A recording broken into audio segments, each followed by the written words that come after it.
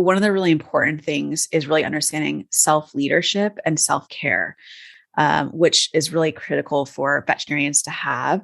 And a lot of that really comes down to having self-awareness of like what you're like when you interact with your staff or with clients. And it also comes down to emotional regulation because you're literally in these very emotional situations all the time. You have emotional owners, you have emotional staff that are overworked as well that you're dealing with. And you really have to figure out a way to kind of hold those emotions.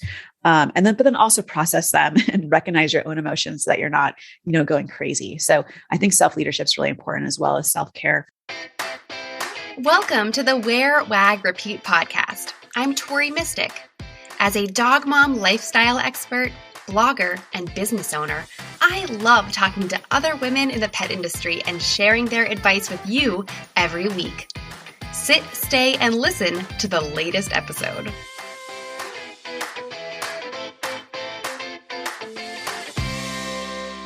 On this episode, I am excited to share a conversation with a veterinarian that I really look up to.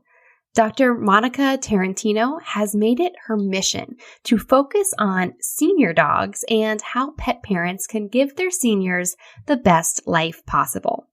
She talked to me about the unique challenges and perks of senior dogs and shared 3 things that she wishes every senior pet parent knew about.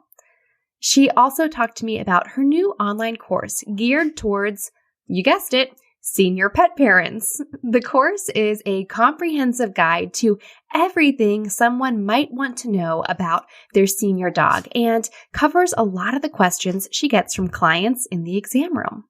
That course is co-created with another vet that we love here at the podcast, Dr. Lisa Lippman. I also wanted to ask Dr. Tarantino about stress management advice for people in the pet industry. There are a lot of demands on people who work with pets. Monica shared great advice. My biggest takeaway was that you're not alone. That person who you think has it all together, they're probably stressed out too. So don't strive to be perfect. Just strive to be the best, well-rested version of you. So thank you so much for still listening to the Wear, Wag, Repeat podcast. We are over 4 years into the show, and it means so much to me that you continue to listen, or if you are brand new at this episode, thanks for joining us. If you enjoy the show, please jump over to the Apple Podcasts app and leave me a 5-star review. That always helps me get new listeners and book really awesome guests like Dr. Tarantino. Dr. Monica Tarantino is a veterinarian from Charlotte, North Carolina, that has a particular focus on senior and geriatric dogs. She is the founder of Senior Dog Revolution podcast and creator of the Senior Dog Thrive course for pet parents of senior dogs. She also co-authored a book to help up-and-coming veterinarians succeed in their practice. And she does all of this while practicing full-time as a vet herself. You can find her on Instagram at Senior Dog Doc. Hello, Dr. Monica. I don't know what I should call you. You can just call me Monica. Hey, Tori, how are you? Thanks for having me. I'm so excited to be here. Yeah, thank you for coming. It's always such a joy to have another podcaster on the show because I feel like we get what it takes to create an episode. Oh, yeah. And we were talking about it before we actually started this, but just how difficult it is to actually get those episodes out consistently because of all that work that goes into each episode that people just don't see. So exactly. Yeah, I'm in awe of how you are so consistent with it. So something to aspire for. No, well, I aspire to do as many things as you do. So you have quite the impressive resume of things that you've done and that you're working on like right this minute. But I guess like to kind of introduce people who are listening to you, can you tell us why you chose to focus on senior dogs specifically? I'm always talking about niching down. So I love it anytime anyone does that. But why did senior dogs appeal to you so much? Yeah, that's a good question. So I started off in vet school and actually my entire life, like any other veterinarian, just in love with animals, all of them. But I mostly ended up having dogs. Like dogs are kind of like my bread and butter. I've had them my entire life. We didn't have cats growing up because I was allergic to them. My family was mostly allergic to them. I'm still allergic to them, but I live with them now, just so you know. But as you know, as I went into vet school, I actually had a Westie named Frodo, who was, when I was in vet school, he was a senior dog. He was about 10 years old. And I started encountering all these different issues with him. Like he started having neck pain. We were going into the hospital for things like pancreatitis. We started having abnormalities on his lab work. We had all these different things that come up that a lot of pet parents of older dogs actually experience. And I felt like even when I was in vet school, that there was really no one that really focused in on like senior dog issues, like really simple things like, trying to encourage more low impact exercise over sprinting after balls all the time because it's harder on, that's harder on their joints. Just like things that I really think that most senior dog pet parents should know that no one's really talking about. And so as I graduated vet school and I went into practice, I kind of naturally gravitated towards older dogs because Frodo was older. And so they really just became a huge passion for me. And over the past 7 years of practice, they've really been what I truly want to focus on when I'm practicing. And they're really interesting. I mean, from a clinical standpoint, they're the ones that have all the things that are going on with them, right? As your dog gets older, they're more prone to disease than ever before. And so this demographic of dog has very, very special needs. And I think it's really important to try to help pet parents just be aware of what those needs are and try to help them just navigate how to be a good senior dog pet parent. Because it's different. It's different than it is being a pet parent of a middle-aged dog or a pet parent of a puppy. They're completely different needs. And so I think honestly through Frodo Baggins, Tarantino was his full name. I think through Frodo, he really kind of inspired me to really focus on the older dogs. Well, yeah, I think you're right that people just don't know and they're not educated. Like you don't see anything other than on your Instagram account about educating people about how to handle their senior dog. Like I just think of all the pet stores that have like new puppy welcome kits that you can buy. And there should be like a welcome to your golden years kit that they sell too, or something like that. Yeah, absolutely. I mean, they have just as many needs as puppies do, if not more. And at that point, when like a pet parent has them, they're already really bonded to that pet, right? Most people have had them for most of their lives, although some people like myself will adopt them when they're older too. But so that pet at that age, they are a family member through and through, and they've been there with you, usually going through life's ups and downs at that point. So they're really critical. And I just, for a long time, it felt like people just weren't focusing in on how amazing they are. And so really just bringing their attention to it is just kind of one of the goals that we have, and how special and how unique they really are. Yeah. Well, I have to share a personal story too, because I rescued my dog Bert when he was like 6 or 7. They didn't know his exact age, but that was considered a senior in the shelter. And so he was in the shelter for over a year, because he also has epilepsy. He had other issues. Plus he's like 90 pounds and was bouncing off the walls. But I'm so happy that I adopted him, and it feels like he's always been here, and it's just was meant to be. And we have so many years together. So, I wish more people would consider adopting senior dogs. Me too. I mean, they really are, because I'm on I've adopted like 5 senior dogs since then. But for the majority of them, they really do seamlessly fit into your family, because most of them have already had families and they have some sort of semblance of kind of like what rules are. And they're at that point in their life where they really just want to have a best friend. They really just want to please. They're sleeping a lot of the days anyways. And so, they're just a really special demographic that is definitely overlooked in shelters. I cannot believe Bert was in the shelter for a year. Yeah. Yeah.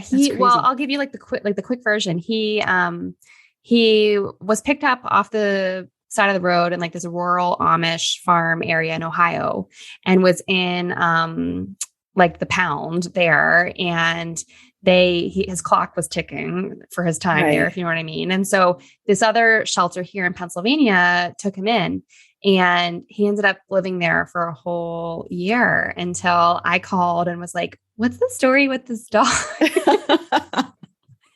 And he's like roughly the same age as my other dog, Lucy. So it just kind of felt like it was meant to be. And people, when we walk around every day, people are like, are they related? So they're just meant to be. Yeah. I love your duo. They're perfect. Yeah. Thank you. Yeah. Well, could you share with us? I think that you have 3 things that you think that every senior pet parent should know. I know it's hard to narrow it down to 3, but what would you say the kind of, not the top 3, but just 3 things are? Yeah, no, there's so many that I want to talk to people about because they're really, senior dogs encounter so many issues.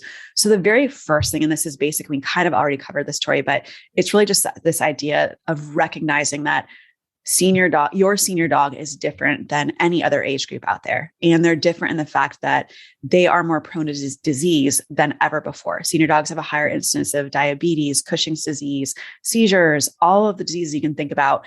This demographic is the demographic that attracts these diseases the most. And so a lot of people, a lot of pet parents, when I work with them, we kind of want to be a little bit in denial that our dogs are getting older. We're like, no, they're fine.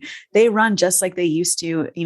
I don't see anything going different with them. They're still happy and healthy on the outside, but there's a lot of things happening on the inside. So I think really the first thing to be aware of as a senior dog pet parent is just that even if your aging dog looks normal on the outside, there's a lot of things that could be changing on the inside. And we've got to start paying attention to that. So that's the first thing, is just recognizing that older dogs are different. And you're going to have to be, if you're doing things the way that you always have been, you're probably doing things wrong. Right. So as I get older. So it's important to do the blood panel at the vet. Even though it's expensive, you have to do it. Yeah, I think it's important. I really do, because you want to start establishing things like baselines on them if you don't have them already. So you can start watching trends on them because they can look normal. That's like the biggest, that's one of like, the catch-22s. They can totally look normal on the outside, happy, healthy, panting, eating, drinking, going for their walks, and things can be changing on the inside. So just monitoring is just really important for them. The next big thing, and this is something I talk about nonstop on social media and on my platforms, but really is this idea of chronic pain in aging pets. So we don't talk about it enough, but the majority of older pets have some form of chronic pain that they're experiencing right now, even if they look normal on the outside. And a lot of that, there's studies out there that show that like senior dogs in general, they actually have similar pain thresholds to humans. So people for a long time, they thought that dogs don't hurt the same way that we do, or cats don't hurt the same way that they do, but they do. They just don't express it the same way, right? Like I've seen, I talked about this previously, but I've seen a Labrador walk in with a broken leg that's kind of hanging, in the back, and they're wagging their tail as they walk in that door. Does that mean that broken leg doesn't hurt that dog? 100% no, but they can't stop being a lab, and they're not going to be yelping nonstop as they come in the hospital to tell you that it hurts, but it does hurt them. As soon as you go to touch that dog's leg, he stops, he's looking back at you and yelping, right? So it does hurt them. They just don't show it the same way. So this idea of just being this awareness of chronic pain is really important for us to be aware of as senior dog pet parents. And I tend to see it in 3 really specific places for older dogs. So certainly joints is a place. So arthritis is happening. A lot of these guys have neck and back pain they can't tell you about. And certainly their joints, of course.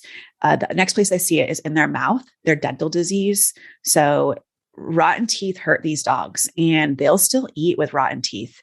And what they're doing usually when that happens is they're chewing on the few teeth in their mouth that aren't diseased or painful. And so to an owner, it can just look like, they're doing fine. They're eating and drinking, they're eating their hard food, whatever it is, but they can still have dental pain. And that really is a big deal. I've seen certain dogs come in, they've just got a mouthful of rotten teeth.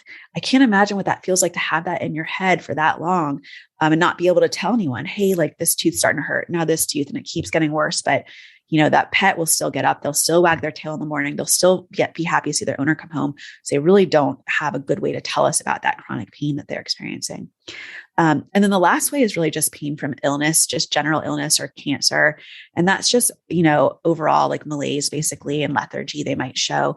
And they don't have a good way to tell you that they really don't feel good. And I kind of think about that pain a lot, like if you have the flu, for example, like I've had the flu. You feel terrible. You're lethargic. You have this general, feeling of feeling unwell and tired and exhausted. And sometimes illnesses can feel like that. And so that is a type of pain that they can experience as well. And they don't have a good way to show us besides decrease in appetite, not getting up as much, lack of interest in getting up to do things that they love to do. So chronic pain awareness is definitely a really big, the second thing that I want people to pay attention to. Yeah. So what can pet parents do? Just pay attention to like every little thing, basically. Yeah, basically so they don't have a good way to communicate to you. They don't have a way to tell you that something hurts. And so staying up to date with your preventative exams is really important because maybe your vet will see a rotten tooth in the back of the mouth. Maybe they'll be able to say, hey, we haven't done a dental in 2 years on Bert or whatever. Let's check it out. Let's just do it now. He's doing well. Otherwise, let's get him in. Let's do this and make sure there's nothing there. So staying up to date with your preventative exams. I also have a handout that you can download. It's a free handout PDF that I have that talks about the 3 most common places that you see chronic pain in older pets and some of the signs that you might see associated with it. So being familiar with those signs is also really important and starting to pay attention to them. So. Yeah. Awesome. Of course, I'm the person who we just had a vet appointment and I asked, it was a vet I've never met before. And I asked her like 6 times, did you see their teeth? Did you look at their teeth? Did you see this tooth? She was like, I looked at the teeth, like stop asking. She probably appreciated it. So I actually love it when owners do that because it's just, I love to show you guys what it looks like and then talk to you guys about it and just get us on the same page. Be like, hey, okay, they look good this year. Let's come back in 6 months. Let me see it one more time. That might be the time that we do our dental or whatever it is. But I love it when you guys do that. If you're like, how are the joints? How is this? I love all that stuff. So it's helpful for us, I think. Okay, good. Well, it's to find a good vet who likes that, I guess. Yeah. That can certainly be helpful. Did we cover all 3? Was that? No. So the third one, yeah.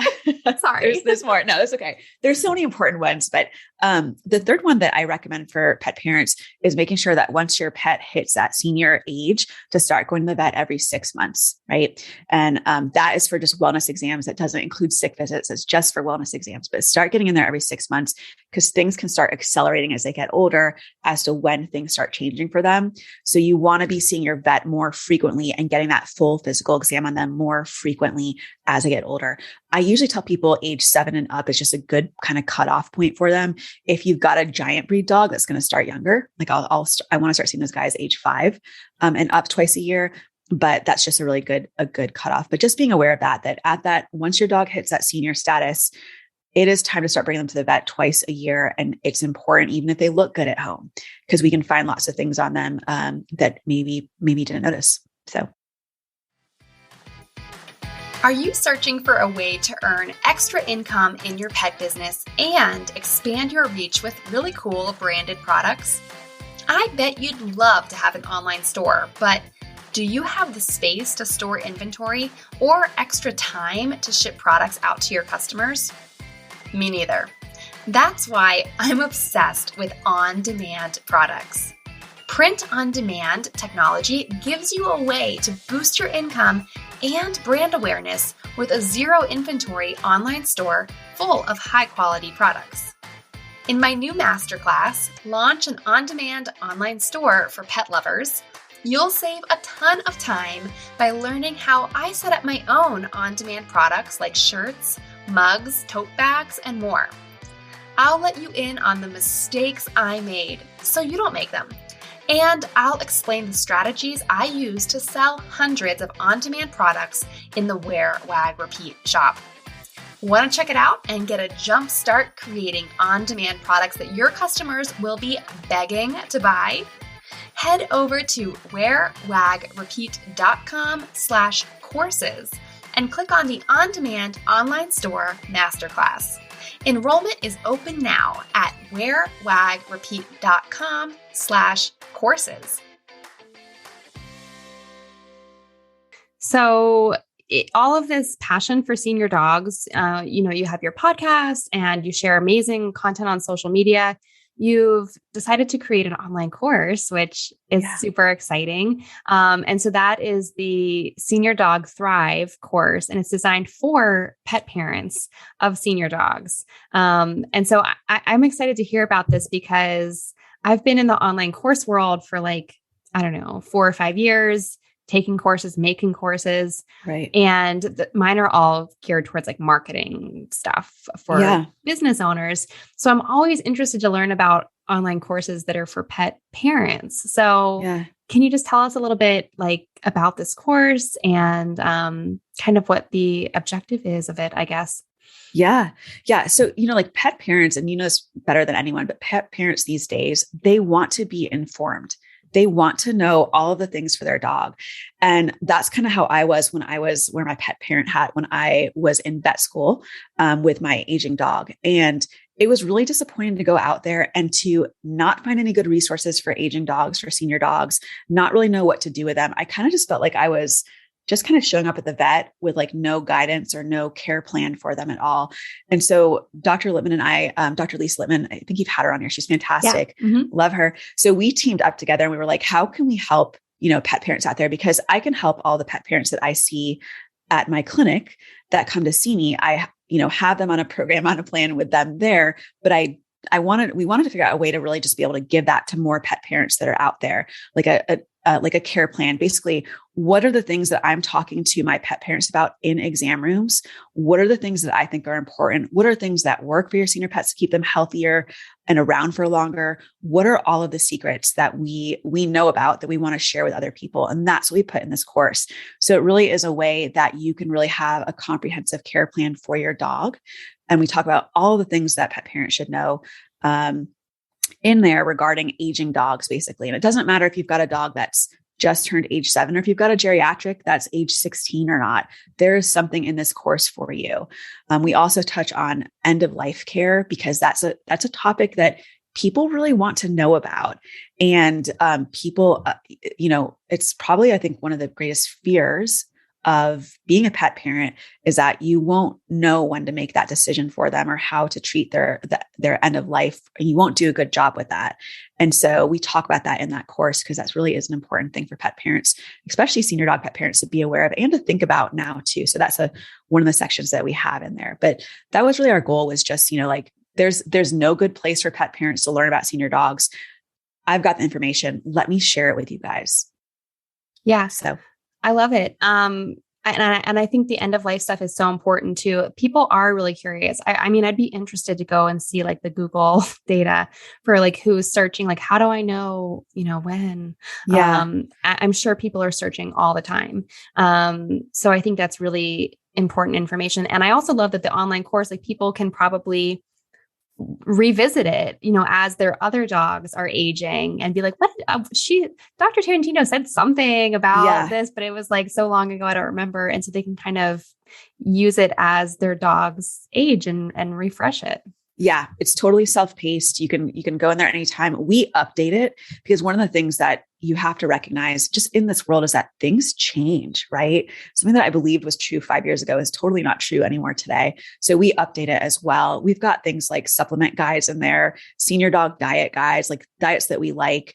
We ask you guys to talk to your vets about all of that stuff because that's really important. We don't want to just be giving our dog every supplement just willy-nilly. We want to be using it with a purpose and use ones that have evidence behind it and quality control. But we've got all of those things in this course for you guys. Like all the questions that you guys are always asking us, it's in this course. It's there for them, and it's self-paced. And then we also have a private Facebook group where we are doing once a month Q&As for people that are in the course. Yeah. So people can basically get like veterinary advice, but kind of in a broad way. Cause what's the legality of how, can you give medical advice to people online? Yeah, you can't, without having like a client-patient relationship, that you're really limited with what you can say. So you might be able to generalize something, but that's really it. Truly what they need to be doing is going to their own vet.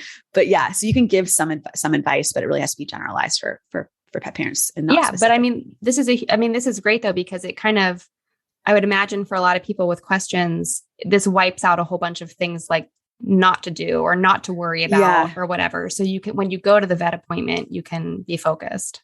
Yeah, you really can. And you can ask them the questions there. Be like, hey, do you like this supplement or not? Or what do you recommend? So you'll have an idea. But yeah, we cover all the things that we generally speak to our senior dog pet parents about, from everything from how to approach their care to literally like a printed out veterinary plan that you can fill out with your vet visits and all the things in there. Like it is very comprehensive, and the pet parents that are in there right now love it. So yeah, it sounds awesome. Yeah. So that's like your whole online course for pet parents, but you also do create a lot of resources and help vet students or vet graduates, I guess, who are starting their own practice or figuring out how to work in another practice. And in fact, you co-authored a book about that to help vets. And you're also the co-founder of Veterinarians on the Rise, which is kind of the umbrella that book is under. So just briefly, tell us a little bit about that, and what are some of the struggles that new vets are facing when they're going out to work with real people and real dogs? Yeah. Well, so our industry, I don't know if I'm sure you've heard about this a little bit, but like the veterinary industry in general, it's hurting tremendously, right? We've got, we're usually one of the top 3 professions for suicide in the country year after year. And a lot of it is because, there's a lot, we work long hours. There's a lot of demands on us. There's a lot of different reasons that go into it. So our profession, it definitely requires just being really strong-minded and taking care of yourself really well to be able to succeed in it, especially if you want to be in it for the long run. And so what happened was my friend from vet school, Dr. Ashley Gray, and myself, we were both new veterinarians at the same time. And we went through this whole process during our first few years out where we struggled. So you struggle with new cases, you struggle with learning how to work with different people, you struggle with the long hours that you're asked to work, you struggle with a lot of different things.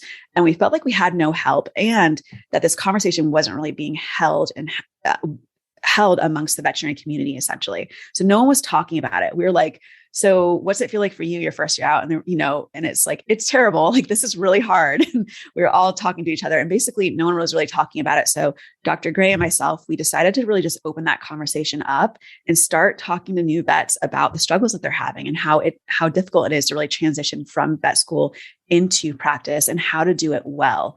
So we also worked at an internship hospital together. And we were training the brand new baby vets, we call them. We were training the new vets and the interns during their first year out. And we would see new vets struggling with the exact same things year after year. And so that really inspired us to try to help create change for new veterinarians coming out in the field. So we wrote a book about 20 really common cases that you see as in vet med during your first year out, and how to really navigate them well, so that you can help guide pet parents, help guide pets to success if possible. So with all this, like the stress that comes with being a vet, and also not to mention juggling all the other things that you do. Do you have any advice for anyone who's working with pets, about how to deal with the stress? Because, I think, a lot of us love to work with pets, but you still have to deal with people. And that usually is where the stress part comes in. So, do you have any advice for kind of how to manage that? Yeah. I mean, I think a lot of it is kind of the same advice that I would give anyone in any other profession. But I think one of the really important things is really understanding self-leadership and self-care. So they don't teach you, I wish that they taught us this like in grade school and high school and all the things, like how we all wish they taught us finance, like really how to manage finances when we were growing up. Yeah. Great. We know about like, random math equations, but I don't know how to pay my taxes. Right. Exactly. Like all those things. But I really wish that they started teaching us at a younger age about self-leadership, which is really critical for veterinarians to have. And a lot of that really comes down to having self-awareness of like what you're like when you interact with your staff or with clients. And it also comes down to emotional regulation, which is something that really, as a veterinarian, is a skill that I don't think I had when I graduated, but you really have to develop because you're literally in these very emotional situations all the time. You have emotional owners, you have emotional staff that are overworked as well that you're dealing with. And you really have to figure out a way to kind of hold those emotions. But then also process them and recognize your own emotions so that you're not, going crazy. So I think self-leadership is really important, as well as self-care for them. And then, of course, asking for what you want and what you need. Like, one of the things that happened when I first graduated, I worked at a 24-hour hospital that just had us scheduled for a lot, like really long hours. So we were scheduled for 42-hour work weeks. They were always short-staffed. I was there for 50 to 60 hours a week. And that's amidst like a really stressful job. That is a lot of time there to be there. And I was always scared about asking for less hours, scared to ask for, hey, can you just schedule me for 36 hours a week, since you guys don't have the staff to help me do the blood draws and all this stuff. I have to do all this stuff too. I'm here late. I can't get my notes done. I can't make phone calls to my clients on time, asking for what you need and recognizing it and just being okay with that. I think that that's really important as you, when you enter into the field. And I used to feel a little bit of shame around that. Like, I'd watch like my other colleagues go out and they were working the 42-hour work week shifts, looking like it was no problem for them, but they were having all the same internal struggles that I was. And so I used to kind of have this shame, like, oh, well, if they can do it, then I should be able to do it. But that's not necessarily true.